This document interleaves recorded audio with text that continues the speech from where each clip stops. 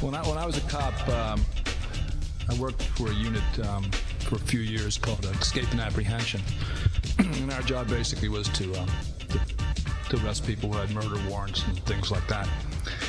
And one day I got a call from an FBI agent that they had a federal fugitive that they believed was at the underground pool hall run by a guy named Little Melvin, who plays a deacon on our show now.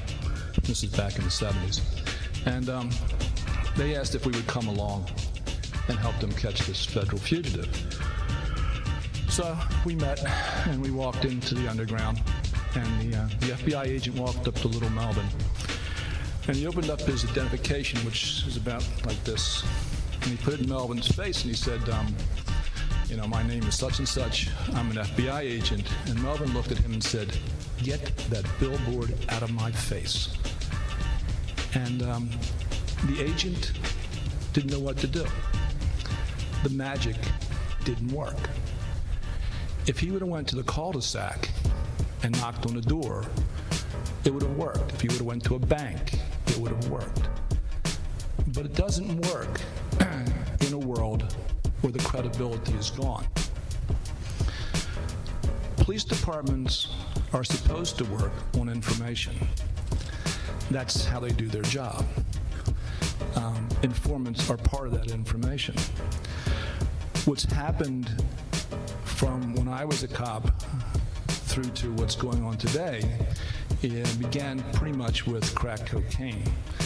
And the switching from police work as information-driven to numbers-driven.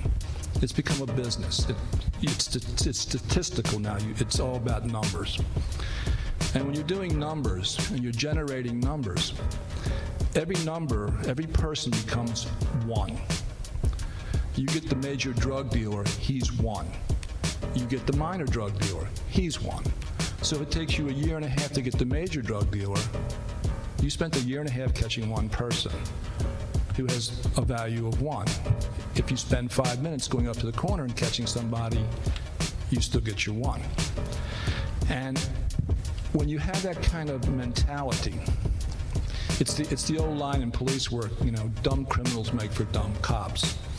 And if you're going after low-level people who are either drug addicted or selling, on the street, by just doing that, not only are you alienating everybody around them, but you're not doing your job. The job of a cop is what is most important in that particular city at the time. In a place like Baltimore, the job should be the murder rate, which is the highest in the country, the rapes and the robberies, and maybe major drug dealers. But we don't do that in Baltimore. If you're a major drug dealer in Baltimore, you don't have to worry, you're not going to get caught because nobody's looking for you.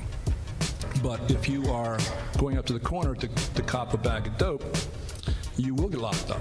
We locked up 115,000 people last year in a city that has 615,000 people. And what's cool about that is I didn't get locked up, so somebody took my turn, and I'm sure some guys got locked up several times, had to.